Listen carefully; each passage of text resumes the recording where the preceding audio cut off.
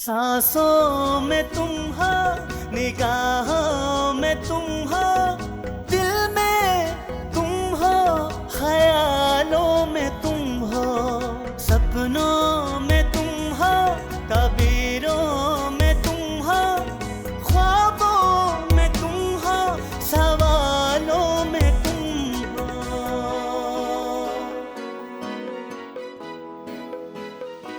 तुझसे दूर न रह पाऊंगा, मैं तेरा हूँ, मैं तेरा हूँ, मैं तेरा हूँ, मैं तेरा हूँ।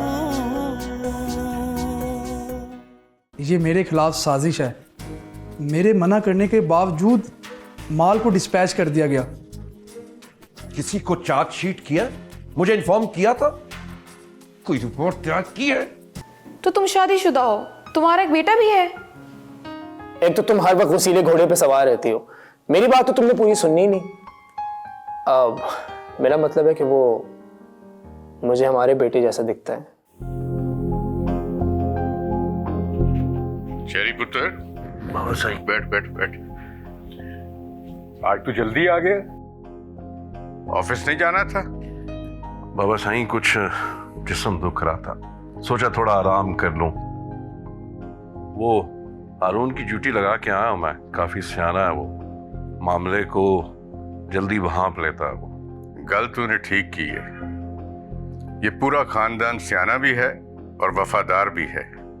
मैंने हारून से कहा है कि अपने भरा को भी यहीं बुला ले, और सुना है कि वो 2 जमातें पढ़ा भी हुआ है। अच्छा बाबा साईं, आपने तो पहले कभी जिक्र नहीं किया उसका। शेरी पुत्र, सही बात सही वक्त पे करनी सोने की भी मोहर होती है। अस्सलाम वालेकुम ताया जी। वालेकुम अस्सलाम। अस्सलाम वालेकुम शेरी भाई। वालेकुम अस्सलाम। बाबा साई, चाची की तबीयत बहुत ज़्यादा ख़राब है, यशमा को बहुत याद कर रही हैं। ये सुबह घर वापस जा रही है, आपसे इजाज़त लेने आई है। सफिया, यशमा के आने से हमारे घर में रौनक आ गई थी, ये चली गई ना तो हमारा घर फिर सूना हो जाएगा। बाबा साईं बिल्कुल ठीक कह रहे हैं, और बहरोज में भी काफी बदलाव आ गया है। अब तो वो काफी टाइम घर में रहने लगा है। हाँ, तो ठीक कहता है, मैंने बहरोज को कभी पहले इतना खुश नहीं देखा। ताया जी, मैं फिर आ जाऊंगी बहुत जल्द। यशमा, बाबा साईं के साथ सोच समझ कर वादा करना, इन्हें वादा खिलाफी पसंद नहीं है, और इसमें किसी के लिए भी माफी नहीं है। शेरी भाई, मैं भी वादा पूरा करने पे पक्का यकीन रखती हूँ, और मुझे यकीन है कि ताया जी भी अपना वादा जरूर पूरा करेंगे। यशमा पुत्र, जायदाद के वादे पत्थर पे लीक होते हैं, बस तू भी जल्दी आ जाना।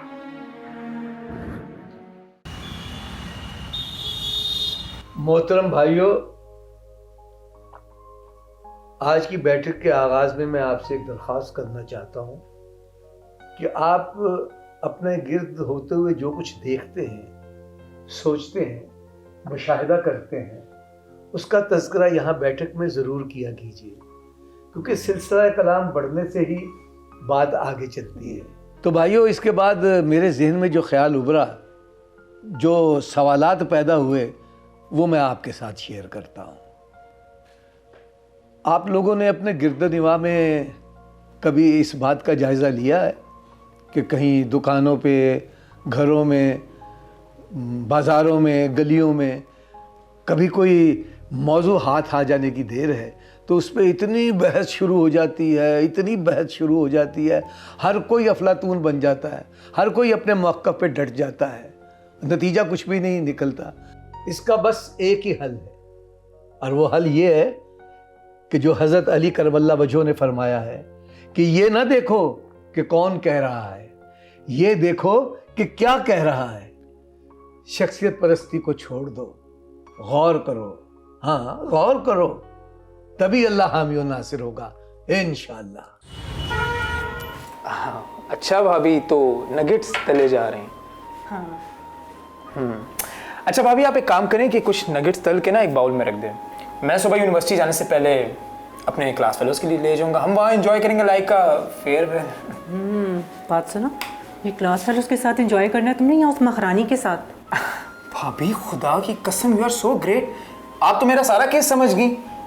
इसका मतलब कि अब बात जरूर बनेगी। बात तो जब बनेगी सो बनेगी, लेकिन अभी तुम मलिक जहांदाद की बहू को कह रहे हो कि उस शहरन के लिए नगेट्स तले। भाभी सोचिए, अगर उसे आपके हाथ के नगेट्स पसंद आ गए तो वो कहीं नहीं जाएगी, यहीं रहे। मेरे साथ तो वो वैसे भी बहुत अटैच्ड है। ये तरद्दुद तो मैं सिर्फ आपके लिए कर रहा हूँ। मेरे लिए? वो कैसे? वो ऐसे कि जाहिर है आपने हमारी जिम्मेदारी ली है, मेरा मतलब हम दोनों की। बशीरा, ऐसा करो कि नगेट्स तल के ना बाउल में फ्रिज में रख दो, सुबह जब ये जाएगा तो ले जाएगा। ठीक है। और बात सुनो, जब ये नगेट्स सुबह लेके जाओगी ना तो उस महारानी को बता देना कि ये बशीरा ने बनाया है, और अगर उसको बशीरा के हाथ का जायका लग गया ना तो उसकी सारी ज़िंदगी किचन में ही गुजरेगी, जहाँ गुजरनी चाहिए।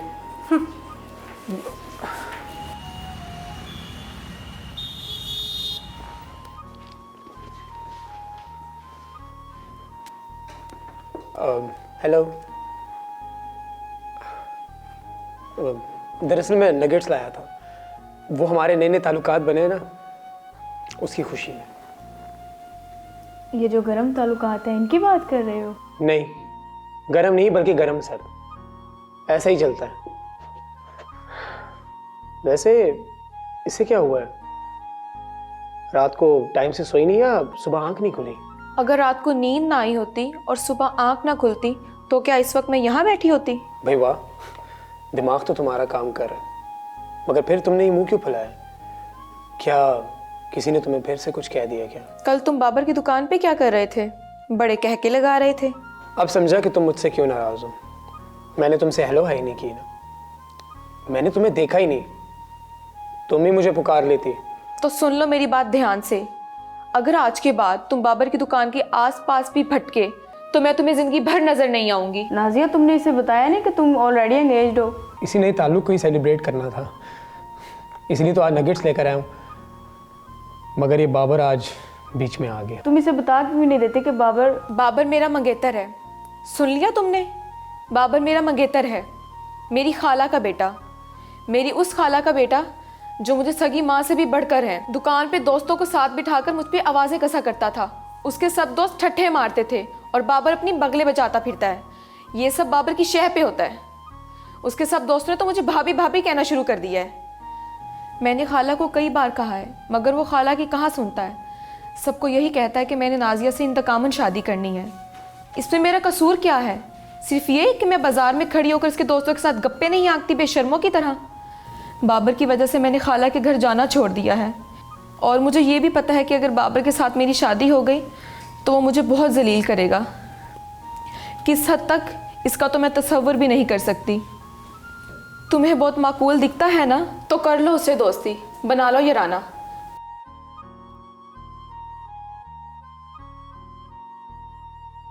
नाजी, मैं बताना ही भूल गया, वो कल शॉप पर ना बाबर के खालू भी आए थे, बहुत अच्छी बातें कह रहे थे। जिनकी तुम बात कर रहे हो वो मेरे अब्बू हैं। अब छोड़ो मेरा हाथ। नाज,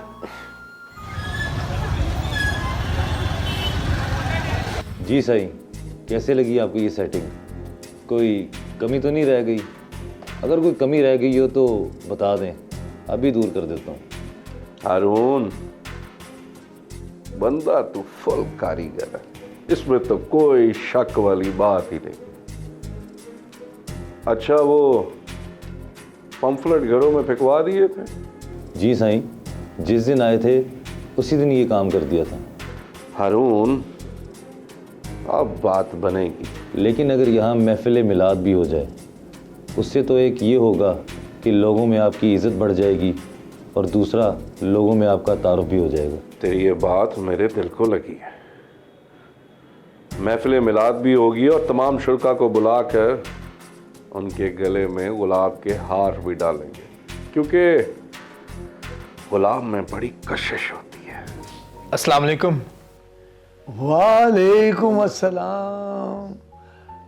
आ जाओ बेटा, आ जाओ, आओ बैठो। भाइयों, ये नौजवान मोहल्ले में नया नया आया है, तो मैंने आज इसे यहाँ बैठक में आने की तलकीन की थी, तो माशाल्लाह वो आज ही हाजिर हो गया है। अंकल, आज मेरा पहला दिन है इस बैठक में, तो मैंने सोचा कि ऐसे मुबारक मौके पर शिरीनी का होना ज़रूरी है, तो आप सब प्लीज़ इसे मेरी तरफ से कबूल करें। माशाल्लाह माशाल्लाह। भाइयों, ज़रा गौर फरमाएं, इस नौजवान की ज़हनी पुख्तगी देखें। ये है हमारी नौजवान नस्ल का हकीकी नुमाइंदा। भाई, मैं तो अपनी कौम से कतल मायूस नहीं हूँ। अगर ये सोच इसी तरह परवान चढ़ती रही तो इंशाअल्लाह बहुत जल्द हम अक़वाम आलम में अपना खोया हुआ मकाम दोबारा हासिल कर लें। अच्छा बेटा, ये बताओ, यहाँ आसानी से पहुँच गए थे? अंकल, आ तो मैं गया हूँ, मगर इतनी आसानी से नहीं आया। एक कश्मकश थी दिल और ज़मीर की। दिल ने कहा कि आराम करो, वहाँ जाकर क्या हासिल होगा, मगर ज़मीर ने कहा कि नहीं, अहद कर लिया है तो वहाँ ज़रूर जाना चाहिए, क्योंकि मुझे लगता है कि कुछ सीखने को मिलेगा। आपने इस बच्चे की बात सुनी? यही अमल रोज़ाना होता है, हर वक्त सबके साथ। आज मैं बहुत परेशान था कि किस मौजू पे बात करूं, लेकिन इस बच्चे ने आके मेरी मुश्किल आसान कर दी। आज का मौजू है कश्मकश, दिल और ज़मीर की कश्मकश। दिल अल्लाह ने बनाया है नर्म और फिसलने वाला, जो हर पुरकशिश चीज़ को देखकर ललचा जाता है। और ज़मीर क्या है? ज़मीर दिल को कंट्रोल करता है, या कम से कम कंट्रोल करने की कोशिश ज़रूर करता है। मगर इन दोनों का आपस में बड़ा गहरा ताल्लुक है। ये दोनों एक दूसरे के बगैर नामुकम्मल हैं, या यूं कह लीजिए कि ज़मीर इंसानी एहसासात का मुरक्कब है। लोग दिल और दिमाग की लड़ाई का हवाला देते हैं, हालांकि हालात इसके बरअक्स हैं, क्योंकि दिमाग तो एक थिंक टैंक है, एक तज्जिया गाह है। उसका काम तो सिर्फ रिपोर्ट तैयार करना है। असल फैसले तो दिल और ज़मीर की अदालत में होते हैं। तुम खुद शनासी का हुनर सीख जाओगे और दिनों में इकबाल बन जाओगे, फिर देखना हर घर से इकबाल निकलेगा।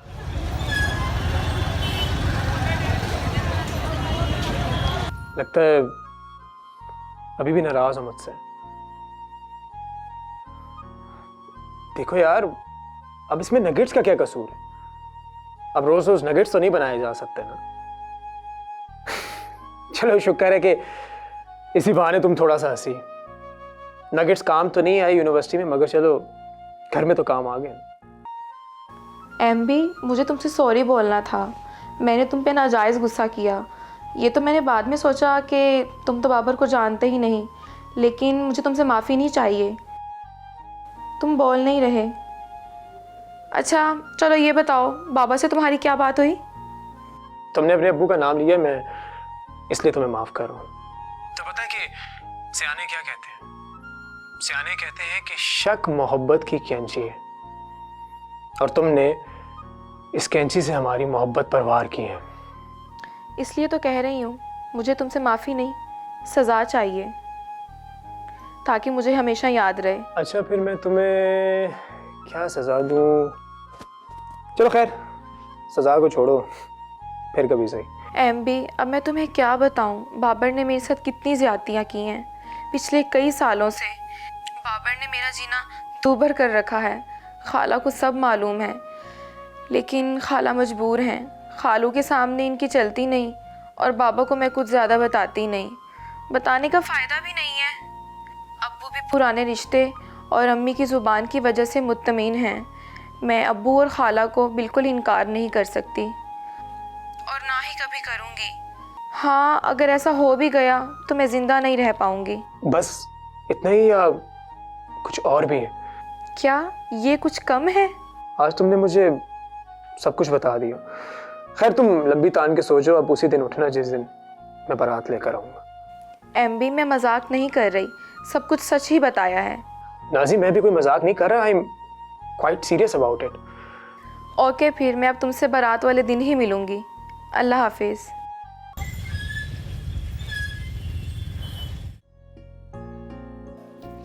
नाजी, थोड़ी देर बैठ जा, सस्ता ले। तेरे इस तरह चक्कर लगाने से उसने आ तो जाना नहीं है, और क्या पता वो आज आता भी है कि नहीं। अब्बू जी, ये वैन वाले ने बहुत तंग किया हुआ है। हर 10 दिन में उसकी एक छुट्टी ज़रूर होती है।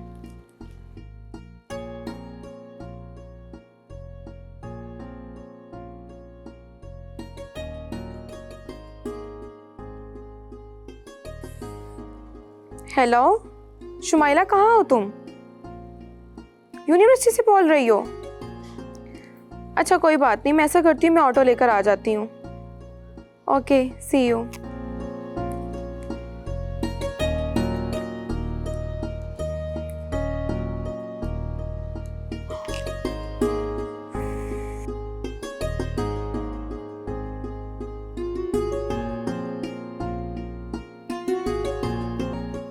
ये भी कॉल अटेंड नहीं कर रहा। अब्बू, मैं ऐसा करती हूँ, मैं ऑटो से चली जाती हूँ। तुम रुको, मैं तुम्हें खुद यूनिवर्सिटी छोड़ आता हूँ। नहीं अब्बू नहीं, आपकी तबीयत ठीक नहीं है, मैं चली जाऊंगी। अच्छा चलो, जैसे तुम्हारी मर्जी। ठीक है अब्बू, अल्लाह हाफिज़। अल्लाह हाफिज़।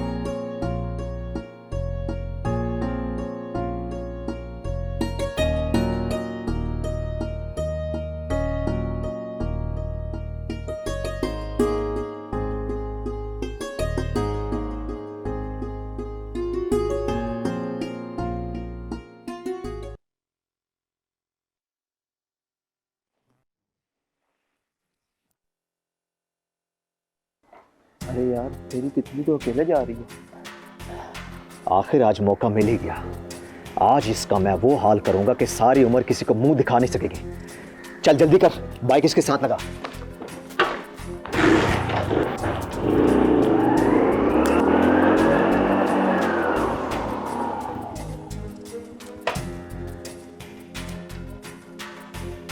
तुम फिर मेरे रास्ते में आ गए, हटो सामने से। रास्ता तो तुमने हमारा काटा है, अब ज्यादा तमाशा ना कर। चल बैठ दरमियान में। आज तो वैसे ही बड़ी पोपट लग रही है।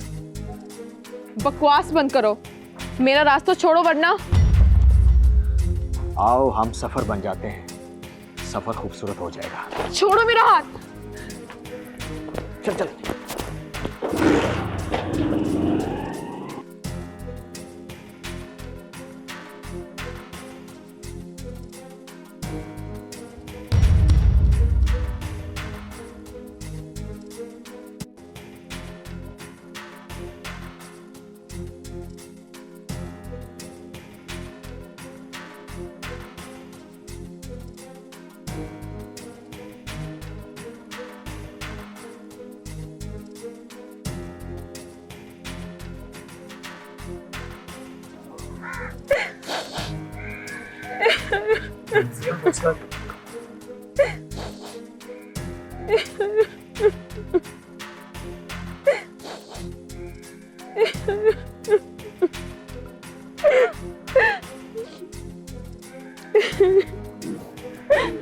आपका ये बदमाश कौन थे बेटी? पता नहीं अंकल, कोई आवारा लड़के थे। लड़की को केला देकर उसे तंग कर रहे थे। मैं थोड़ा सा लेट हो गया तो खैर अब सब ठीक है, आप जा सकते हैं। आप इसे जानते हैं? जी चलो।